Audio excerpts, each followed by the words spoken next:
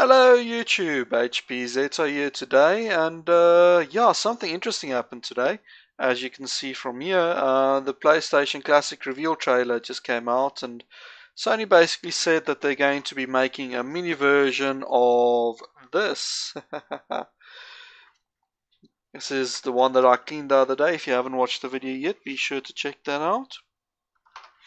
And what I thought we would do is we would just quickly do a first impressions, a react video, so to speak. This is only like 60 seconds. And I'm going to play this and pause this and talk about a few things. Now you can see this is the UK trailer, I presume. And PlayStation, ooh, that's definitely the old one. And they shrunk it down. That looks pretty good. Ooh, uh, graphically it looks a bit more impressive. I'm just going to pause it here. So in this first 20 seconds, I kind of just like bombard you with information. And what you would have noticed is a little bit of gameplay there from Tekken. And I think there was like 4 games that they announced. We'll check those out a little bit later. They zoomed through, and then at the moment it's showing you the back here, and you can see it's definitely HDMI, USB-C, as we come to expect from a mini console. It has a little trap door, at least the mold is there to make it look like it's there, but if you look closely you can actually see the plastic in the background there. So I don't think this trapdoor unlocks anything. If it does, that would be very, very interesting. So we've got that, and yeah, I'm just gonna reverse this back and quickly check out the front here. And as you can see from the front, we'll zoom in on this a little bit later. I found a source that has some good quality photos, and it has 2 USBs, so that's awesome. Memory card slot, of course, doesn't do anything. And to start this off again, you can see some Final Fantasy VII in the background. It comes with 2 classic controllers, not the DualShock controllers. And the power button works, reset button works. And you can definitely see that the emulation is at the standard resolution, no anti-aliasing stuff. But open button, if you click that, it takes you to the disc change menu, which is kind of awesome. Some more Final Fantasy VII. And here's the games that you're going to get with. You're going to get Final Fantasy VII, which I really thought that's a big surprise to me. At least I really didn't expect Final Fantasy to be part of it. Jumping Fish, which is that sort of mecha jumping game with a little bunny, that thing that you see in headlights, and it's a cool game. I haven't played it myself yet. Ridge Racer Type 4, which is interesting.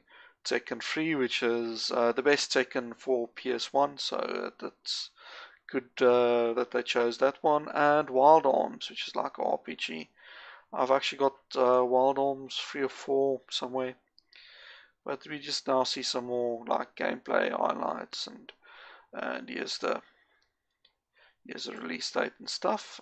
Let's just, there we go. So this is coming out on the 3rd month in December. Oh, well, 3rd month, 3rd day in December, and the British price is £89.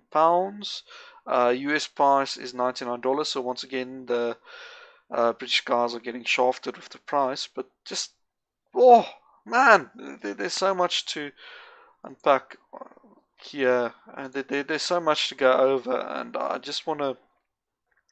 Okay, let's first just get my head straight, and let's have a look at some of the photos. So, 2 main news sources for this. Verge had the news up, as well as Ars Technica, but Ars Technica actually has more pictures and stuff, so that's why I chose them just to go through quickly. So let's have a look-see at what this looks like. So you get the box art here, and this I think is a mock-up because I don't think it's stretched nicely. You can see some graphical problems there. But you can see USB AC adapter not included, so it's the same as the NES Mini. Okay, it shows 1 controller, but as you can see at the back, you actually get 2 controllers. And what's interesting here for me is I have no idea why they went with the cheap, well, the first iteration of the PlayStation 1 controller without the analog, without the dual sticks and the rumble and stuff. So I'm just hoping that, you see, yeah, we got that. So I'm just gonna carry on. Let's see if there's that. There we go. I'm just hoping that these two ports on the side support normal USB HUD human interface devices, so that you can basically plug in a normal everyday controller. So you can basically get one of those PlayStation to USB adapters and you can like slap that in and it'll work. I'm really hoping that's the case. What's nice here is they actually use the same graphic style as what the manuals came as. That looks exactly like what the Sony manuals used to look like. You've got the mini console to well, you've got the USB power cable, HDMI cable. So nice that they're including an HDMI cable. They didn't have to. Many companies don't. Two controllers, and of course the very, very sexy box. And some more mock-ups. I think this is a mock-up as well because there's a shadow and stuff. But yeah.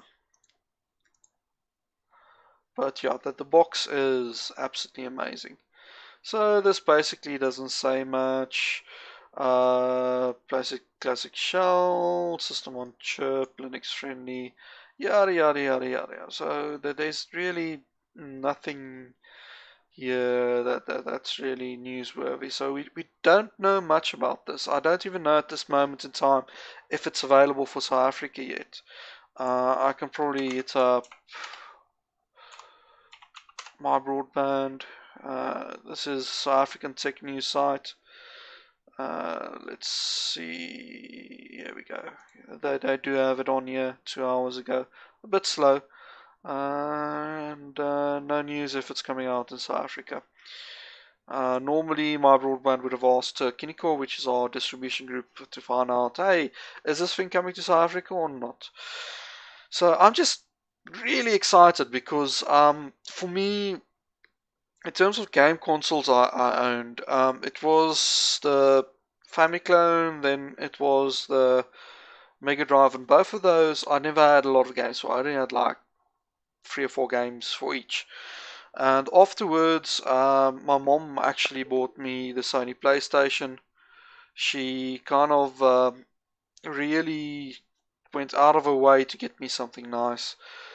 She had to buy it basically on budget on her credit card. So, budget on your credit card, I don't know if it's the same internationally or not, but basically you pay it off per month on your credit card. And she got this for me. My sister got a bicycle to go to school with, and I got my PlayStation. I modded my system, and I'm not scared to admit that. Everyone did in South Africa, and I just had this huge collection of games for it. So this was the first game console I ever owned that I actually had like a full collection of games for it. And yeah, what's interesting is we know that 5 games are listed. Final Fantasy VII, Jumping Flash, Ridge Racer, Tekken, Wild Arms, but none of the others. And I just want to quickly go through my wish list of games that I hope will be on this system. So I made a little wish list here, and we can go through this. And yeah, so I'm really hoping that Parasite Eve 2, which is a RPG combined with survival game, sort of like Resident Evil mixed with Final Fantasy. We'll come to it. And Vagrant Story as well. Now we know that Final Fantasy VII is there, which is Squaresoft. Like what was known back then. Today it's Square Enix, what it's called or something like that. But we know that they're involved, so I'm hoping that those two make it. Midieval 1 and 2, I think Sony owns the rights for that, as well as Gran Turismo. I'm hoping we see that. Now Crash is had that remake recently, so I don't think we'll see the other Crash games. But what I do hope we get Crash Team Racing, which is like a really, really nice kart racing game for the Sony PlayStation. Resident Evil 2 and 3, that's a given. Silent Hill. Tenchu 2 is like a stealth assassin ninja sort of game. Absolutely amazing. Driver 2 I hope comes to it. Klanoa, we need a very good platformer, seeing as we're not getting Crash or Spyro. Ridge Racer, it's already on there, so I'm just going to remove that. Tomb Raider free. It's if you're going to put Tomb Raider on, 1 and 2 has been done to death, so it's like stick free on. It's one of the ones that had better graphics in it. It just wasn't done as much. We definitely need Soul Calibur and Legacy of Kain. I don't know who owns the rights for these at the moment, but whoever it is, I think it's Ubisoft.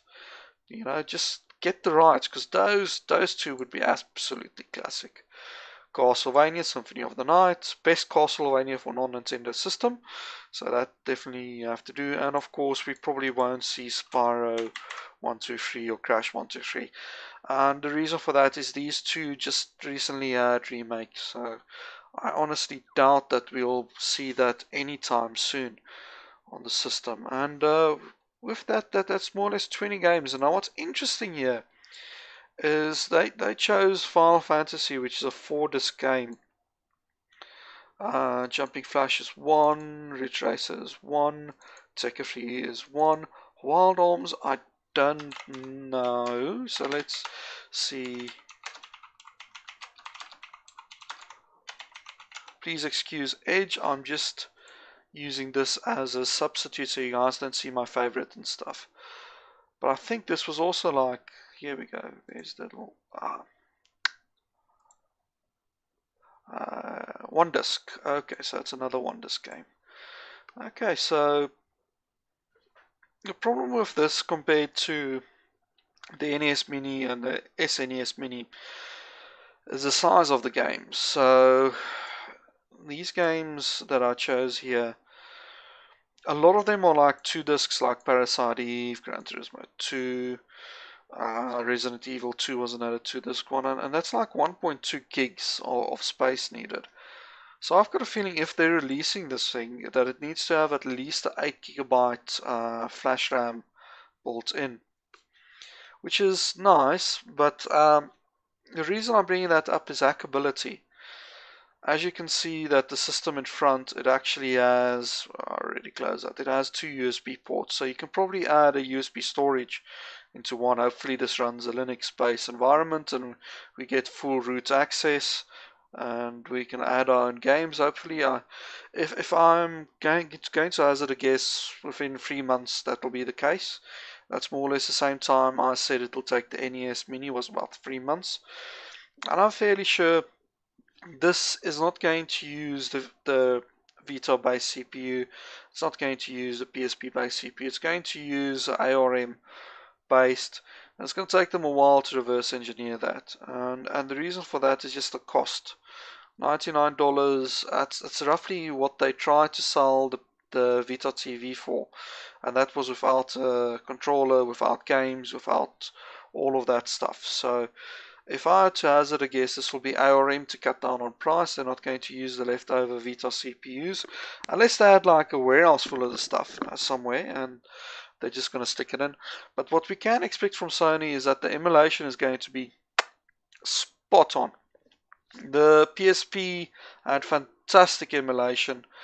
The Vita had fantastic emulation.